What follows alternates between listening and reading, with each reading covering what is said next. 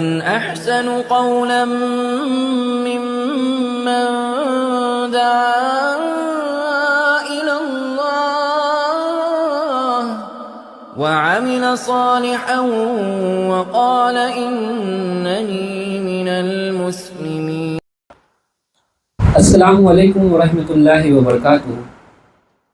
الحمدللہ رب العالمین والصلاة والسلام علی سیدنا محمد وعلی آلہ وصحبہ اجمعین. اما بعد فاعوذ باللہ من الشیطان الرجیم. بسم اللہ الرحمن الرحیم. رب اشرح لی صدری ویسر لی امری واحلل عقدۃ من لسانی یفقہوا قولی. تمام تعریف اس اللہ سبحانہ وتعالیٰ کے لیے ہے جو تمام جہانوں کا مالک ہے اور اسے بنانے والا ہے، اور درود و سلام ہو اس کے آخری نبی حضرت محمد صلی اللہ علیہ وسلم پر جو رحمت للعالمین ہے. آج 5 مئی 2025 بروز پیر 7:15 ہم لوگ باری بن لا آفس میں موجود ہیں، اور ہمارے یہاں اکٹھا ہونے کا مقصد قرآن و حدیث کی تعلیمات کو عام کرنا ہے. سب سے پہلے تو خود میں تبدیلی لانا ہے، خود قرآن و حدیث کو سمجھنا، اس پہ غور و فکر کرنا ہے، اور جتنا علم ہم اسے گریب کر سکیں، جتنا ہم اسے سیکھ سکیں. ضرورت اس وقت اس بات کی ہے کہ ہم اسے اس کے اوریجنل ٹیکسٹ میں، اس کے اوریجنل کانٹیکسٹ میں ہم اپنے بھائیوں تک، بہنوں تک پہنچائیں. اسی لیے ہم لوگوں نے فکر دین چینل انٹروڈیوس کروایا، لانچ کیا، اور ہمارا مقصد صرف یہی ہے کہ ہم جتنا اس قرآن و حدیث کے مطالعہ سے سیکھ سکیں، ہم same at the original script ہم جو ہے دوسروں تک پہنچائیں، بنا اس میں اپنا فردر انٹرپریٹیشن کیے ہوئے. تو آج اس مقصد سے ہم لوگ یہاں موجود ہیں. اس کے لیے کانوینٹ کی ذمہ داری مجھے ملی ہے. اس کے بعد جو ہمارا پہلا پروگرام ہوتا ہے درس قرآن کا، اس کی ذمہ داری پچھلے کئی ہفتوں سے ظفر سر کرتے آ رہے ہیں، اور آج بھی یہ ذمہ داری انہی کو ملی ہے جن کے لیے ظفر سر کے پاس 15 منٹ کا وقت ہوگا. اس کے بعد دوسرا پروگرام درس حدیث کا ہے، جس کی ذمہ داری برادر شیان کو ملی ہے. وہ بھی کئی ہفتوں سے درس حدیث کرتے آ رہے ہیں، ان کے پاس بھی وقت 15 منٹ کا ہوگا. تو میں سب سے پہلے ظفر سر کو دعوت دینا چاہتا ہوں کہ وہ اپنے پروگرام کو مقرر وقت میں ادا کریں. اعوذ باللہ من الشیطان الرجیم. بسم اللہ الرحمن الرحیم.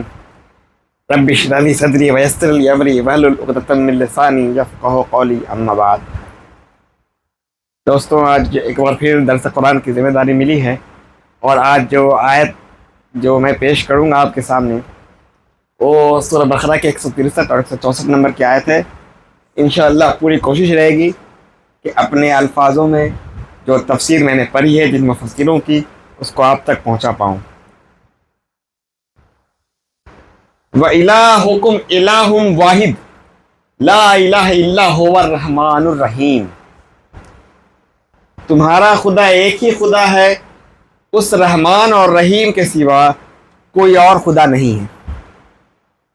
اس آیت میں اللہ تعالیٰ جو ہے یہاں پر واضح کر دینا چاہتا ہے، جیسا کہ ہم لوگ کوئی بھی سورہ شروعات کرتے ہیں، قرآن کی جو شروعات ہوتی ہے اس میں اللہ کی صفت کو بیان کیا گیا ہے. بسم اللہ الرحمن الرحیم. وہی رحمان اور رحیم ہے. اس صفت سے، اللہ تعالیٰ کی اس کوالٹی سے اس بات کو سمجھایا جاتا ہے. اس کے علاوہ یعنی انسانوں نے جس اللہ تعالیٰ کا جو یہ ہے نظام ہے، اس کو اگر ہم دیکھیں گے، اس کو سمجھیں گے، تب یہ سمجھ میں آئے گا. کیونکہ جو انسان سورہ اخلاص کا مطالعہ کر چکا ہوگا، سورہ اخلاص میں اللہ تعالیٰ کی کوالٹی کو بیان کیا جا چکا ہے واضح طریقے سے.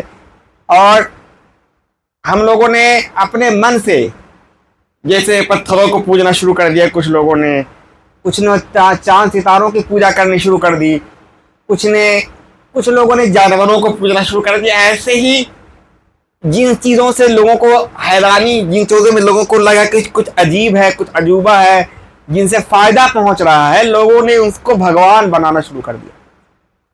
تو اس آیت میں بات کی گئی ہے کہ تمہارا خدا ایک ہی خدا ہے.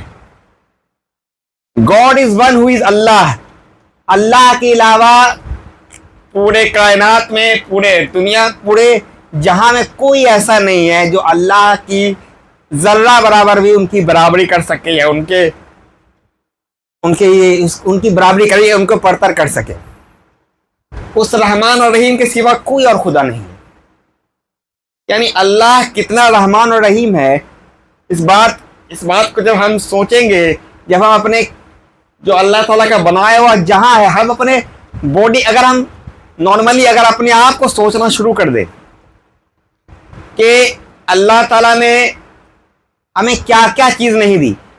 کچھ دنوں پہلے میں ایک کلپ دیکھ رہا تھا، اس میں ایک ویڈیو آئی تھی کہ ایک پیشنٹ تھے، 70 سال ان کی عمر تھی، ان کے ہارٹ کا آپریشن ہونا تھا. تو ان کے ہاتھ کا آپریشن ہونے والا تھا، تو ڈاکٹر جو تھے اچھے سرجن تھے، انہوں نے علاج کیا. 3 گھنٹے تک آپریشن چلا، اور 3 گھنٹے کے بعد ایسا ہوتا ہے کہ آپریشن سکسیسفل ہوتا ہے. پھر ڈاکٹر جو ہے کچھ دنوں میں پیشنٹ سے بات ہوتی ہے ان کی، جب آپریشن ہونے کے بعد ان کو چارج بتایا جاتا ہے کہ آپ کا جو چارج ہے 8 لاکھ روپے لگا 3 گھنٹے تک آپریشن چلنے کے بعد. تو وہ بیچارے بزرگ تھے، وہ پھوٹ کر رونے لگے. تو ڈاکٹر نے انہیں کہا اچھا کوئی دقت نہیں ہے، آپ کے لیے میں جو ہوں 5 لاکھ روپے لگا دوں گا، آپ کو رونے کی ضرورت نہیں. تو انہوں نے کہا کہ میں پیسے کی وجہ سے نہیں رو رہا ہوں، میں پیسے کی وجہ سے نہیں رو رہا ہوں، مجھے رونا اس بات کا آ رہا ہے کہ آپ نے 3 گھنٹے تک میرے دل کی حفاظت کی، تو آپ نے 8 لاکھ روپیہ چارج کر دیا، 5 لاکھ روپیہ چارج کر دیا. لیکن وہ جو مجھے 70 سال سے جو میری حفاظت کر رہا ہے، میرے ایک عضو کو حفاظت سے رکھے ہوا ہے، مجھے ہر چیز کرنے کی صلاحیت دے رہا ہے، مجھے سوچنے سمجھنے کی شکتی طاقت دے رہا ہے. تو وہ پورا مطلب وہ بزرگ جو ہے پورا پھوٹ پڑے اس بات کو سوچ کر، اس بات کو یہ کر کے کہ اس 3 گھنٹے کا 8 لاکھ روپیہ. تو سوچ لیجیے ہم اپنے خدا کی بندگی کس طرح کر رہے ہیں، کہ ہمارے ان پر کتنے اپکار ہے، کتنی اللہ تعالیٰ کی مہربانی ہے ہمارے اوپر. اور ہم لوگ جو ہے ذرا سا میں مطلب کوئی انسان اگر ہمارے اوپر کچھ کر دیتا ہے تو ہم لوگ زندگی بھر اس کے احسان مند بن جاتے ہیں. لیکن وہ اللہ ایک ہے، جو رحمان و رحیم ہے، جو سارے جہاں کو بنانے والا ہے، جس کے مرضی بنا، جس کی اجازت کے بنا ایک پتا نہیں ہل سکتا، اس کو ہم لوگ کیا کر رہے ہیں، کتنی بات مان رہے ہیں اللہ تعالیٰ کی. تو وہ اللہ جو ہے وہ ایک ہی خدا ہے، اس رحمان الرحیم کے سوا کوئی اور خدا نہیں ہے. تو اللہ کے علاوہ اگر آپ کسی سے مدد مانگ رہے ہیں تو یہ آپ شرک میں مبتلا ہیں، اور شرک بہت ہی بڑا گناہ ہے. چاہے آپ دھوکے سے ہیں، کسی اور انسان سے مدد مانگنا، یہاں پر اللہ کے سوا کوئی ایسا نہیں ہے، کوئی بھی ایسا نہیں ہے جو آپ کی مدد کر سکے.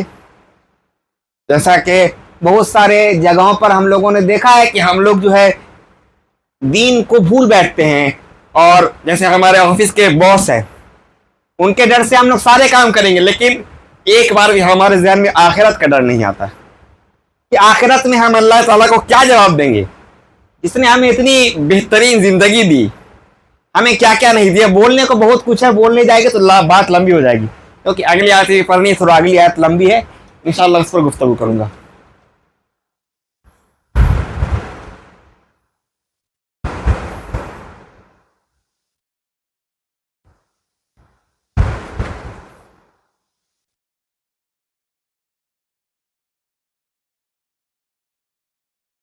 تو اگلی آیت ہے آیت نمبر 164. اِنَّا فِي خَلْقِ السَّمَاوَاتِ وَالْأَرْضِ وَاخْتِلَافِ اللَّيْلِ وَالنَّهَارِ وَالْفُلْكِ الَّتِي تَجْرِي فِي الْبَحْرِ بِمَا يَنْفَعُ النَّاسَ وَمَا أَنزَلَ اللَّهُ مِنَ السَّمَاءِ مِمَّا فَأَحْيَا الْأَرْضَ بَعْدَ مَوْتِهَا وَبَثَّ فِيهَا مِنْ كُلِّ دَابَّةٍ وَتَصْرِيفِ الرِّيَاحِ وَالسَّحَابِ المسخر بین السماء والارض لآیت لقوم یعقلون.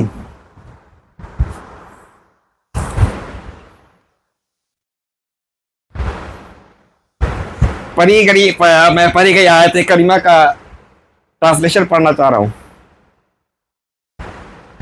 اس حقیقت کو پہچاننے کے لیے اگر کوئی نشانی اور کوئی علامت چاہیے جو لوگ عقل سے کام لیتے ہیں اور ان کے لیے آسمان اور زمین کی بناوٹ میں رات اور دن کے مسلسل ایک دوسرے کے بعد آنے میں، ان ناؤں میں جو انسان کے فائدوں کی چیزیں لیے دریا اور سمندر میں چلتی پھرتی ہیں، بارشوں کے اس پانی میں جس سے اللہ ہمارے اوپر برساتا ہے، پھر اس کے ذریعے سے زمین کو زندگی دیتا ہے، اور اپنے اس انتظام کی بدولت زمین میں ہر طرح کی جاندار مخلوق کو پھیلاتا ہے، ہواؤں کے چلنے میں، اور ان بادلوں میں جو آسمان اور زمین کے بیچ فرمانبردار بنا کر رکھے ہوئے ہیں۔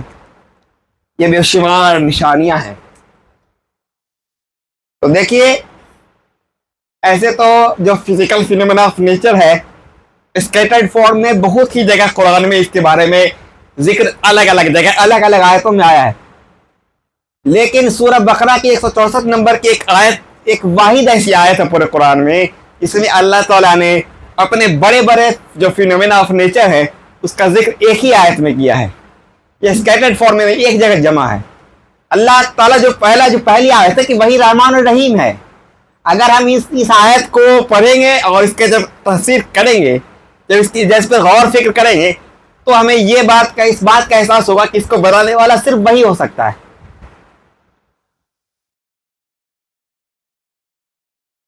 جو لوگ عقل سے کام لیتے ہیں ان کے لیے آسمانوں اور زمین کی بناوٹ میں رات اور دن کے مسلسل ایک دوسرے کے بعد آنے میں، یہاں پر رات اور دن کی بات ہو رہی ہے کہ ہم لوگ دیکھ رہے ہیں کہ کنٹینیوس فارم میں جب سے دنیا تخلیق ہوئی ہے یا ہم لوگوں نے آنکھ کھولا ہے، ہوش سنبھالا ہے، تب سے ایسا دیکھتے آ رہے ہیں کہ دن اور رات کا کنٹینیوشن۔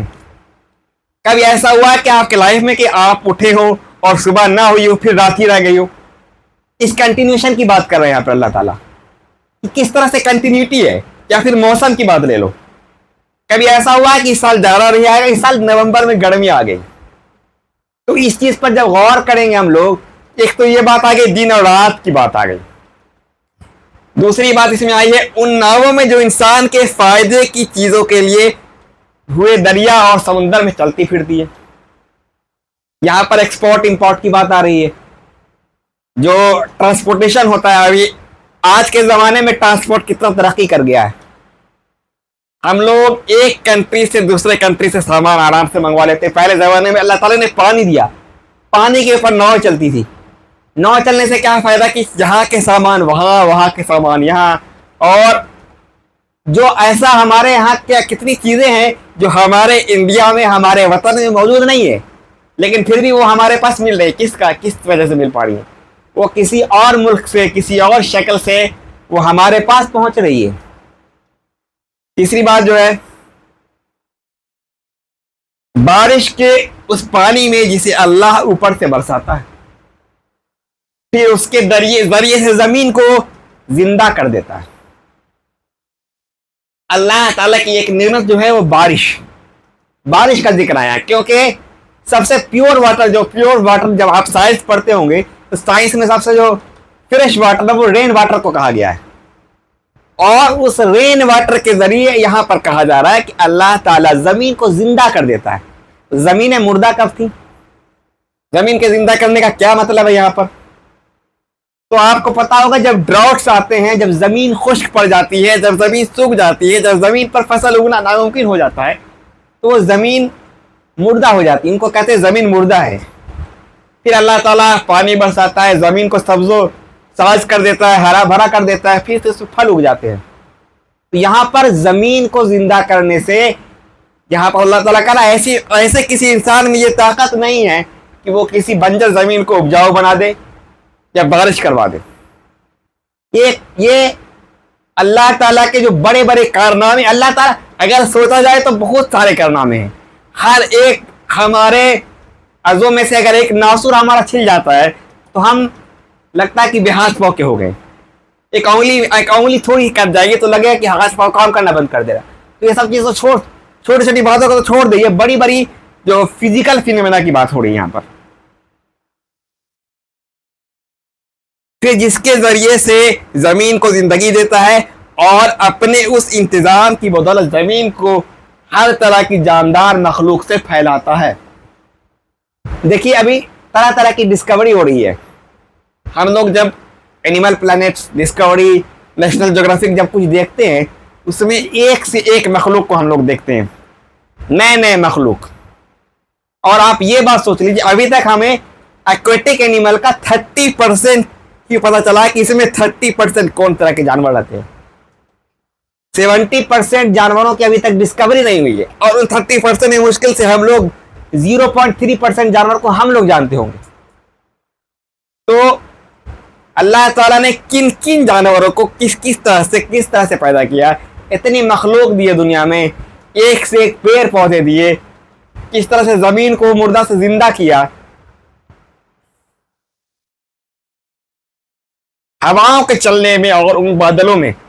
ہواؤں کے چلنے کا یہاں پر ذکر آیا۔ اگر آپ نے جغرافی اسٹڈی کی ہوگی تو جغرافی میں آپ لوگ پڑھتے ہیں، کلاس 9 میں کلائمیٹ چیپٹر میں آتا ہے کہ ہوا جو چلتی ہے نارتھ ویسٹ سے ساؤتھ ایسٹ کی طرف اور ساؤتھ ایسٹ سے نارتھ ویسٹ کی طرف، اسی پر ہمارے بھارت کا یا پھر کسی بھی کنٹری کا مانسون ڈیپینڈ کرتا ہے۔ یعنی ہمارے یہاں تو مانسون ہوتا ہے، باقی اور کنٹری میں جو موسم میں بدلاؤ آتے ہیں وہ ہوا کے حصے۔ اگر آپ سپوز کیجئے کہ اللہ تعالیٰ نے ہوا چلا دی ہوتی اور ہوا ایک ہی رخ میں ہوتی تو پھر کتنا دقت آ سکتا تھا۔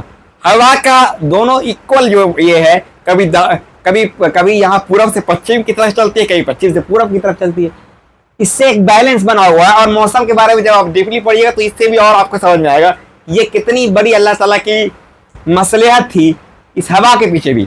ایک چھوٹی سے چھوٹی چیز پہ انسان جب غور کرے گا نا تو اسے سمجھ میں آئے گا کہ یہ جو اوپر جو سوال آیا ہے کہ تمہارا خدا واحد وہی خدا ہے، واحد ایک خدا ہے، اس کے علاوہ کسی میں بھی اتنی طاقت نہیں ہے، کسی میں اتنی قوت نہیں جو اس کی ذرہ برابری کر سکے۔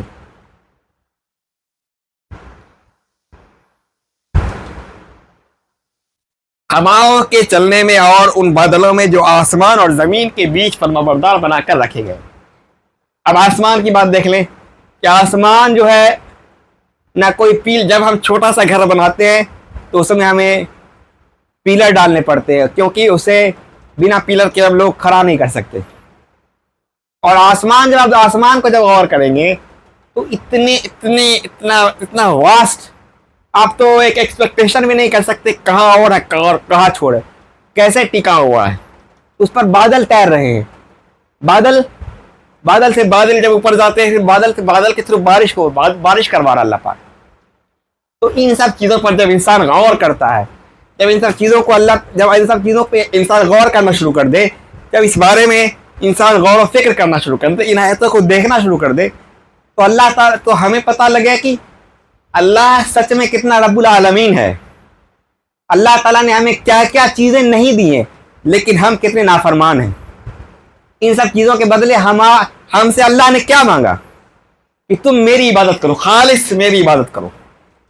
عبادت کا مطلب کیا ہوتا ہے؟ عبادت مطلب اللہ کی طرف رجوع ہو جانا، خوشی خوشی کسی کے آگے سر خم کر لینا۔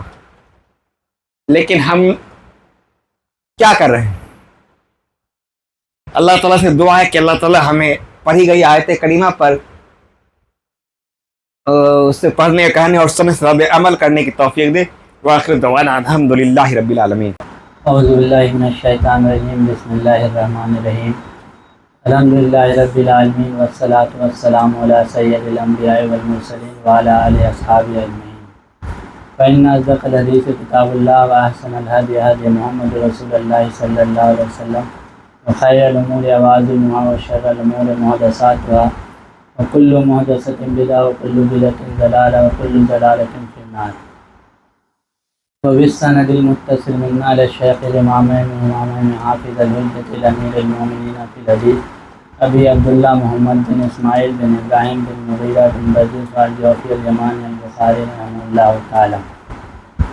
حدثنا محمد بن مقاتل قال أخبرنا عبد الله قال أخبرنا سفيان عن منصور عن سعيد بن عبيدة عن براء بن عازب قال قال النبي صلى الله عليه وسلم إذ آتيت مرجعك فتوضأ وضوءك للصلاة ثم استجع على شقك الأيمن ثم قل اللهم أسلمت وجهي إليك فوضأت أمري إليك وأيات ظهري إليك رغبة ورهبة إليك لا ملجأ ولا منجا منك إلا إليك اللهم آمنت بكتابك الذي أنزلت وبنبيك الذي أرسلت فإن مت منا ليتلتك فأنت على فطر وجعلهن أخبرنا ما تتكلم قال فأردتها على النبي صلى الله عليه وسلم فلما بلغت اللهم آمنت بكتابك الذي أنزلت قلت رسولك قال لا ونبيك الذي أرسلت۔